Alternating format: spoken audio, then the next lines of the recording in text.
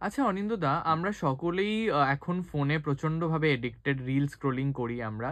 তো তুমি এই এডিকশন থেকে বেরিয়ে থাকার জন্য কি করো? কারণ তুমি অনেক কাজ করো, তুমি কমেন্ট্রি করো, ইউ আর ইনটু ফিটনেস, তুমি অ্যাক্টিং করো, ভয়েস অ্যাক্টিং করো। So what is your take on this addiction?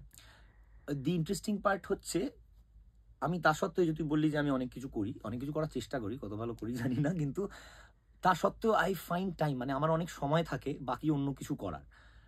কারণ এই যে রিলের প্রসঙ্গেই বলি, এরকম নয় যে আমি রিল দেখি না ইউটিউব, ইনস্টা, ফেসবুকে, কিন্তু আমার অ্যালগোরিদমটা আমি কিভাবে সাজাচ্ছি, ওরা তো অ্যালগোরিদম অনুযায়ী আমাকে রিল সাজেস্ট করবে, কন্টেন্ট সাজেস্ট করবে, এবং সেই রিল থেকে আমি কোথায় যাচ্ছি, আমি জ্যাঠামশার মতো বানিয়ে দেওয়ার চেষ্টা করছি না, আমি কি করি আমার জন্য কি কাজ করে সেটা বলছি। একটা ভালো সিনেমার নিয়ে কথা, বা বই নিয়ে কথা, বা ইন্টারেস্টিং ইভেন মিম, সেটা তো একটা হিউমারের জায়গা, সেইখান থেকে আমি কোনো আরো বড় বিষয় অ্যাকচুয়ালি যেতে পারি একটা রিল ধরে। এবং এই যে এই স্ক্রোলিং হ্যাবিটটার দাসত্ব না হওয়ার ফলপ্রসূ, আমার প্রচুর সময় থাকে 24 ঘন্টায়, আমরা রিয়েলাইজ করি না 24 ঘন্টা অনেকটা সময়।